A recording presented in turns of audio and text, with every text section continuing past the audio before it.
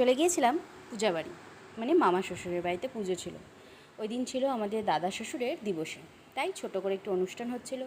সামনে আমার শাশুড়ি মা ভোগ রান্না করছিল, আর এখানে পুজোর আয়োজন করা হয়েছে।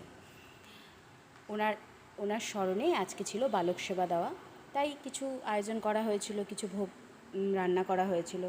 আর এখানে আমার শাশুড়ি মা গীতা পাঠ করছিলেন, উনি ভাগবত গীতা পাঠ করেন, তাই আমরা বসে থেকে শুনছিলাম। পুজোর দিনে এরকম কথা শুনতে বেশ ভালোই লাগে। আর চারিপাশটা বেশ মনোরম হয়ে গেছিলো, সবাই বেশ সুন্দর ওখানে আয়োজনের মধ্যে জড়িত ছিল।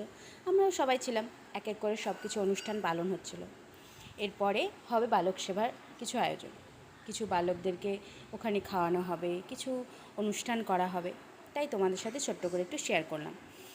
এই দিনগুলো চলে যাবে, তাই ছোট্ট করে ভিডিও করে রাখা, যাতে স্মৃতি হয়ে থেকে যায় আমাদের জীবনে।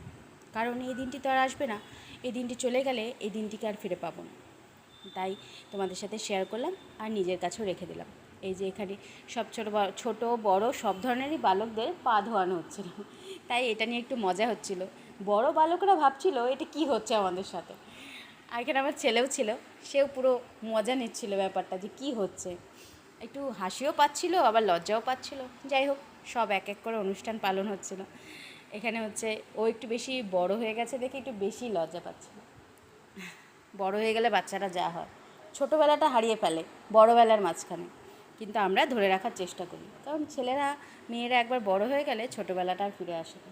আর এখানে সব বালকদেরকে খেতে দেওয়া হয়েছিল, রান্না হয়েছিল খিচুড়ি ভোগ, সাথে লাবড়া, পাঁপড় ভাজা, চাটনি, পায়েস, আরও ফল প্রসাদ এগুলো ছিল। আর এখানে বালকদের একটু পুজো করা হচ্ছিল, ওরাও বেশ খুশি হচ্ছিল যে আজকের দিনটা আমাদের বেশ মজায় কাটলো।